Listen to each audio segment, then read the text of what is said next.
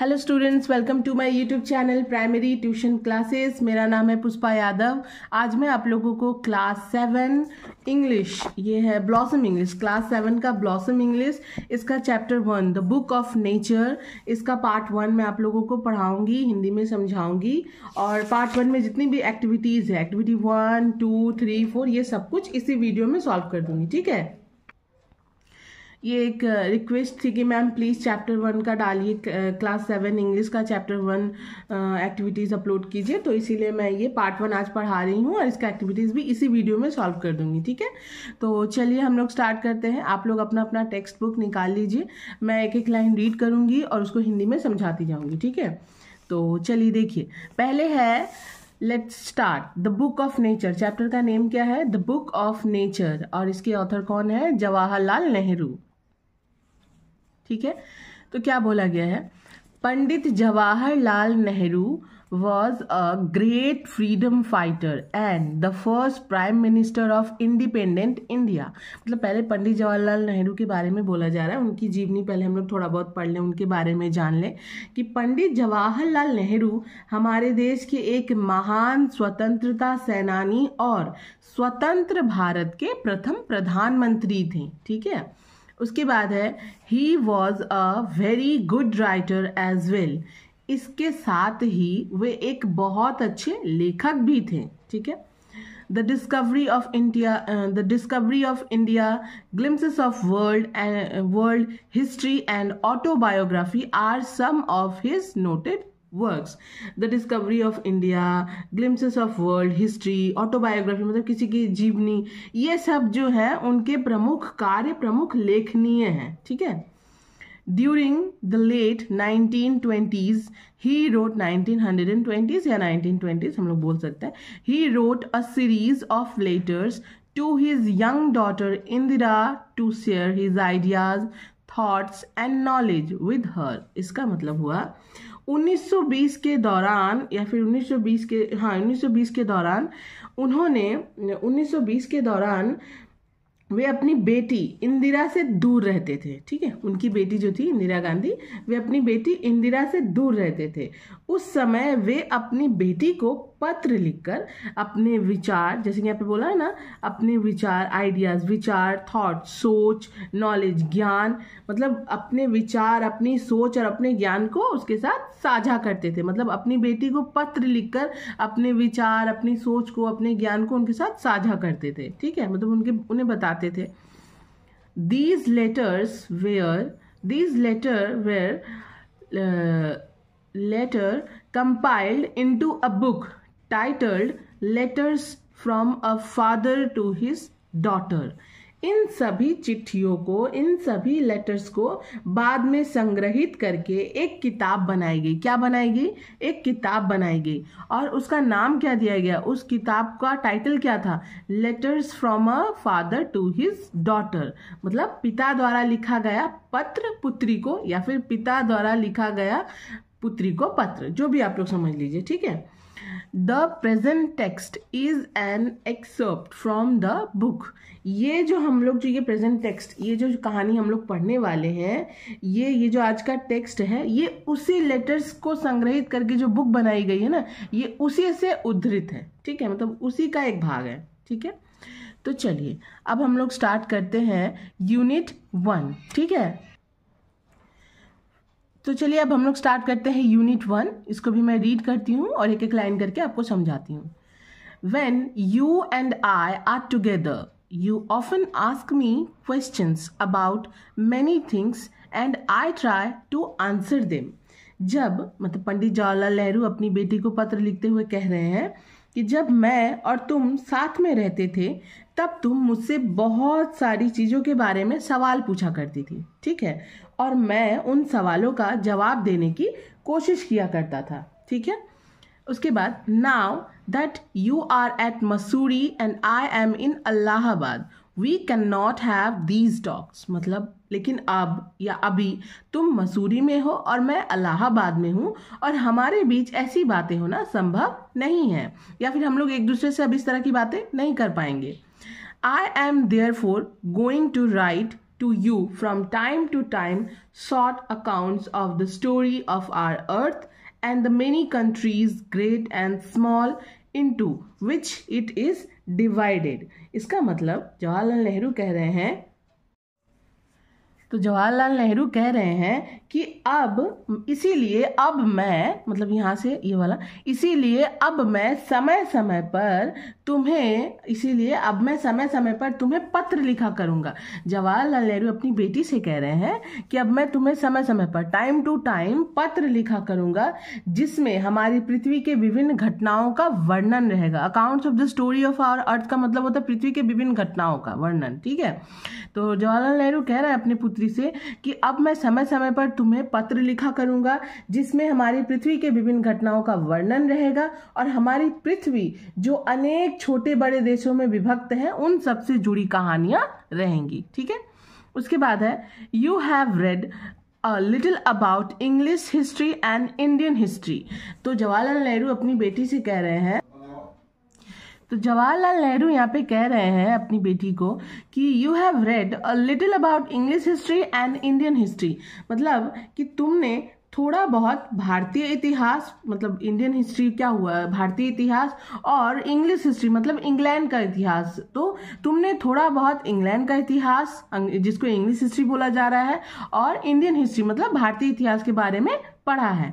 But England is only a little island and India though a big country is only a small part of the earth's surface। इसका मतलब हुआ कि लेकिन, जवाहरलाल नेहरू अपनी बेटी से कह रहे हैं कि लेकिन इंग्लैंड सिर्फ एक छोटा सा द्वीप है एवं भारत जो कि एक बड़ा सा देश है वो भी सिर्फ पृथ्वी की सतह का एक छोटा सा भाग है। मतलब इंग्लैंड हुआ, इंडिया हुआ, ये सब इतने बड़े बड़े, इंडिया तो इतना बड़ा देश है, इंग्लैंड जो कि एक छोटा सा आइलैंड है, मतलब इस पृथ्वी, ये जो पृथ्वी हमारी इतनी बड़ी है कि ये जो देश है ये भी पृथ्वी के एक छोटे से भाग है, खूब बहुत बड़ा नहीं है। सुनने में हमारा देश ये बहुत बड़ा है, वो देश बहुत बड़ा है ना, लेकिन जो कि है भी, लेकिन अगर हम इसको पूरा होल अर्थ यानी कि पृथ्वी पर पूरा देखा जाए तो ये तो पृथ्वी का एक छोटा सा भाग है, पृथ्वी की सतह पर एक छोटा सा भाग है, ये कहना चाह रहे हैं जवाहरलाल नेहरू अपनी बेटी को, ठीक है। If we want to know something about the story of this world of ours, we must think of all the countries and all the peoples that have inhabited it, and not merely of one little country where we may have been born। इसका मतलब हुआ यदि हम अपनी पृथ्वी की कहानी के बारे में जानना चाहते हैं, यहाँ पे जो बोल रहे हैं कि जवाहरलाल नेहरू कि यदि हम अपनी पृथ्वी की कहानी के बारे में जानना चाहते हैं तो हमें उन सभी देशों और उन देशों में रहने वाले लोगों के बारे में भी जानना होगा कि वे किस तरह रहते हैं, किस तरह निवास करते हैं, ठीक है। और सोचना होगा, जानना होगा, ना कि सिर्फ उसी देश के बारे में जहाँ पर हमने जन्म लिया है। तो इससे तभी अगर हम लोग सब जगह को जानेंगे, पूरी पृथ्वी को अगर हमें जानना है तो हमें सारे देश को जानना होगा, उन देश में रहने वाले लोगों के बारे में जानना होगा, उनका रहन सहन जानना होगा, तभी हम अपनी पृथ्वी के बारे में थोड़ा बहुत जानकारी हासिल कर पाएंगे, ना कि सिर्फ उसी देश के बारे में जो कि जहाँ पर बस हमने जन्म लिया है, ठीक है, जहाँ पर हम बड़े हो रहे हैं, बस उसी देश के बारे में नहीं, सब कुछ। अगर पूरे होल वर्ल्ड के बारे में जानना है तो सब कुछ जानना होगा, पूरी कंट्री के बारे में, वहाँ रहने वाले लोगों के बारे में, ठीक है। I am afraid I can only tell you very little in these letters of mine, but that little I hope will interest you and make you think of the world as a whole and of other peoples in it as our brothers and sisters। इसका मतलब मैं आप लोगों को बताती हूँ। इसका मतलब हुआ जैसे कि पहले जवाहरलाल नेहरू क्या कह रहे हैं कि I am afraid I can only tell you very little in these letters of mine. मतलब अफ्रेड का मतलब क्या होता है, भयभीत होना। लेकिन यहाँ पर जवाहरलाल नेहरू के स्टेटमेंट का मतलब ये नहीं कि वो भयभीत हो रहे हैं। अफ्रेड का मतलब यहाँ पे जवाहरलाल नेहरू कह रहे हैं कि मैं थोड़ा चिंतित हूँ। जवाहरलाल नेहरू कह रहे हैं कि मैं थोड़ा चिंतित हूँ कि मैं अपने लेटर्स के द्वारा तुम्हें बहुत सामान्य जानकारी ही दे पाऊंगा या फिर बहुत सामान्य ही बता पाऊंगा, ठीक है।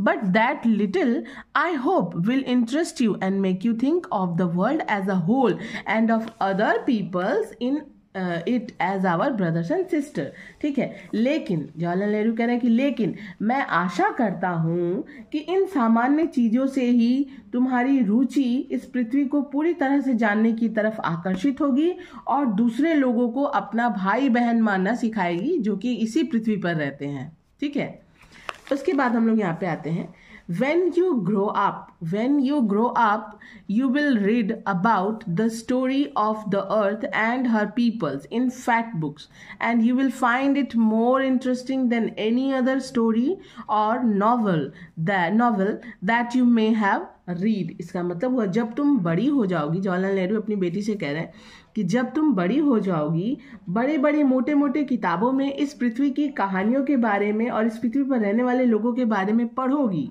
तब तुम्हें ये ज़्यादा इंटरेस्टिंग लगेगा दूसरे उपन्यास और कहानियों के मुकाबले जो तुमने पढ़ा है। ठीक है, मतलब इस पृथ्वी पर रहने वाले लोगों की जब ये मतलब जवाहरलाल नेहरू कह रहे कि जब तुम बड़ी हो जाओगी और भी ज़्यादा किताबें पढ़ोगी, मोटे मोटे किताबें पढ़ोगी, तो उसमें इस पृथ्वी पर रहने वाले लोग और इस पृथ्वी के बारे में इतना सब कुछ लिखा रहेगा और इतना सब कुछ मतलब ऐसा रहेगा कि तुम्हें और जानने की तरफ आकर्षित करेगा कि मैं और भी जानूँ, ना कि जो तुम अलग अलग उपन्यास और स्टोरीज पढ़ चुकी हो उसके मुकाबले इन सब में रुचि तुम्हारी ज़्यादा रहेगी। ठीक है, उसके बाद you know of course that our earth is very very old, millions and millions of years old।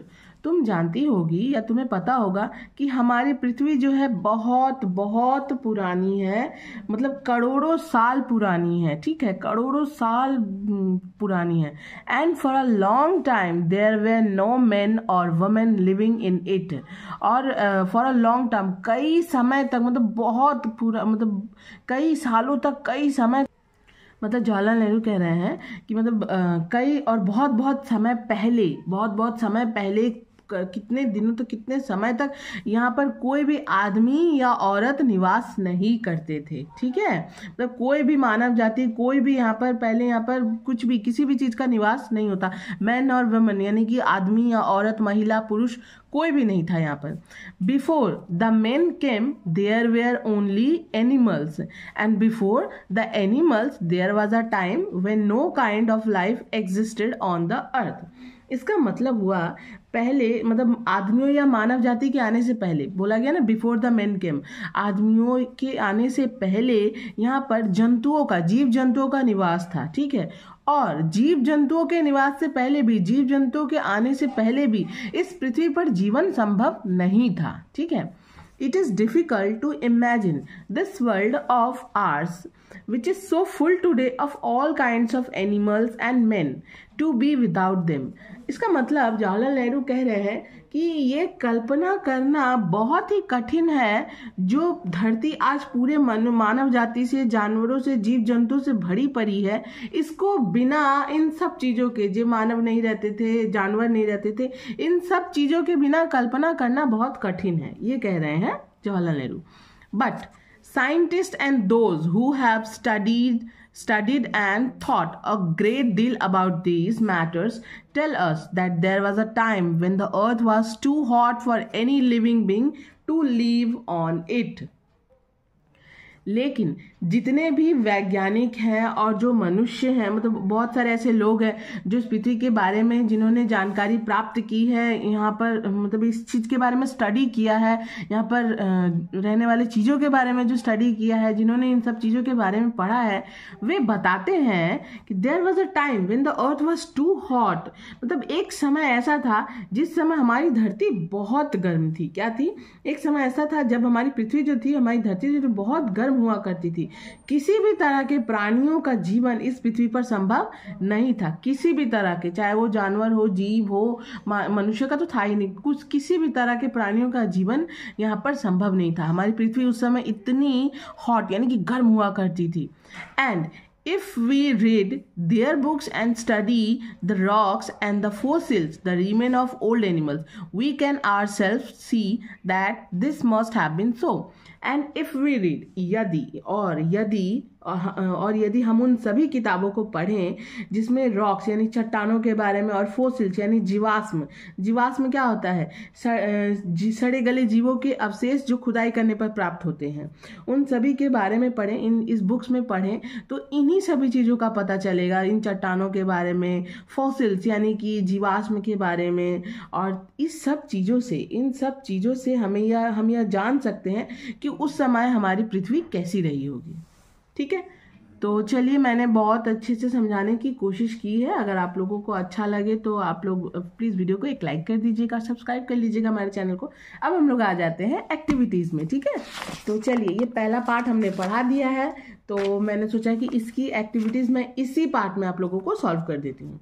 तो पहला क्या है, देखिए activity 1, underline the appropriate alternatives. ठीक है, India is in fact a big, small या huge part of the earth surface. तो ये क्या हो जाएगा, स्मॉल, क्योंकि हमने अभी पढ़ा कि इंडिया जो है वो पृथ्वी की सतह का एक छोटा सा भाग है। ठीक है, कितना भी बड़ा होते हुए भी एक छोटा सा भाग है पृथ्वी की सतह का।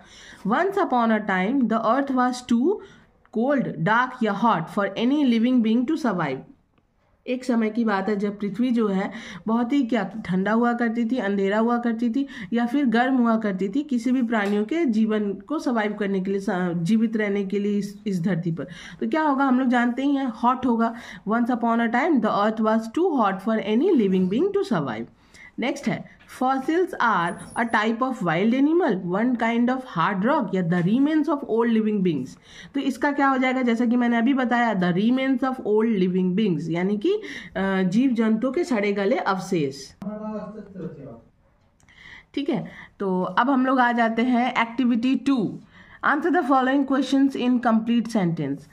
What must we do to know about the tale of this world, मतलब What must we do to know about the tale of this world? इसका आंसर हो जाएगा we must think। देखिए आप लोग ध्यान से, तो इस क्वेश्चन का मतलब हुआ कि इस पृथ्वी की कहानी के बारे में जानने के लिए हमें क्या करना होगा। तो वी मस्ट क्या हो जाएगा इसका answer, we must think of all the countries and all the peoples that have inhabited it.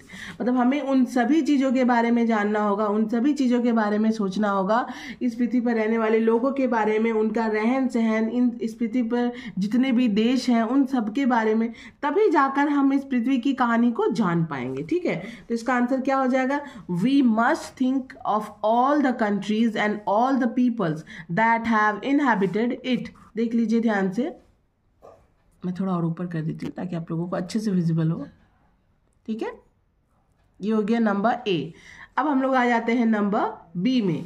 तो नंबर बी में क्वेश्चन क्या है, how old is our earth, मतलब हमारी धरती जो है वो कितनी पुरानी है, उसकी एज, मतलब समझिए जैसे हम लोग को एज पूछा जाता है ना, तो वैसे यहाँ पे पृथ्वी की भी एज पूछी, मतलब पृथ्वी के बारे में पूछा गया कि हमारी धरती कितनी पुरानी है।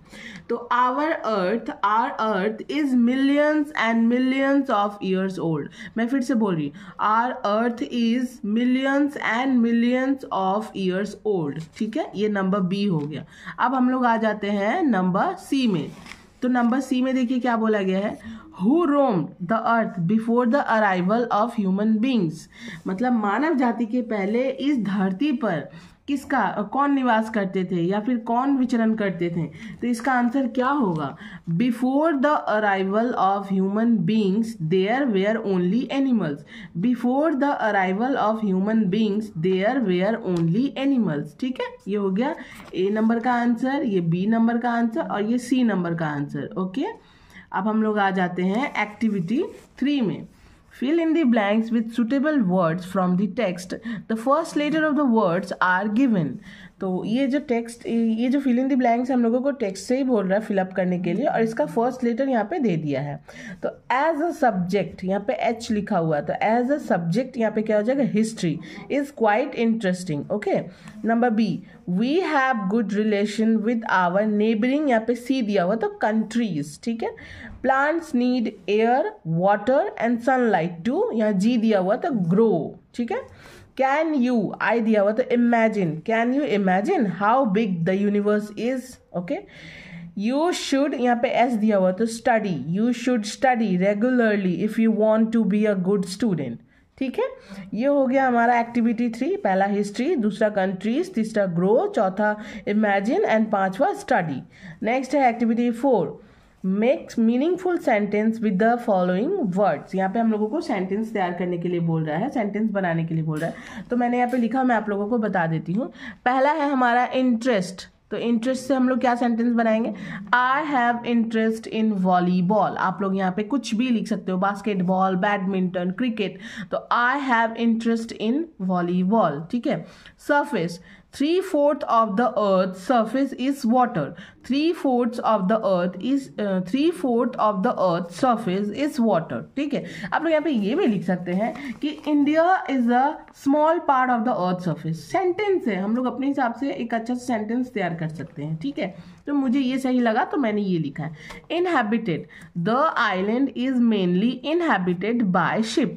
The island is mainly inhabited by ship. Okay okay. Next है together, they went to the party together. They went to the party together. Okay. Number E में है साइंटिस्ट। क्या है, साइंटिस्ट। तो यहाँ पे हम लोग कुछ भी लिख सकते हैं, his father is a scientist, कुछ भी लिख सकते हैं, किसी का नाम भी दे सकते हैं। तो मैंने यहाँ पे लिखा है Rahul's father is a scientist. आप लोग यहाँ पे नाम भी चेंज कर सकते हो, his father is a scientist ये भी लिख सकते हो, या फिर I want to become a scientist ये भी लिख सकते हो। ठीक है ना। तो ये कुछ भी, अब साइंटिस्ट का है तो मैंने यहाँ पे लिखा है कि Rahul's father is a scientist. ठीक है। तो इसी के साथ एक्टिविटी 1, 2, 3, 4 खत्म होता है। और ये पार्ट 1 मैंने अच्छे से पढ़ा दिया है, लाइन बाय लाइन समझाया भी है, हिंदी एनालिसिस, हिंदी मीनिंग। अगर आप लोगों को वीडियो अच्छी लगी प्लीज़ वीडियो को लाइक कीजिए, शेयर कीजिए, सब्सक्राइब कीजिए हमारे चैनल को। Thank you.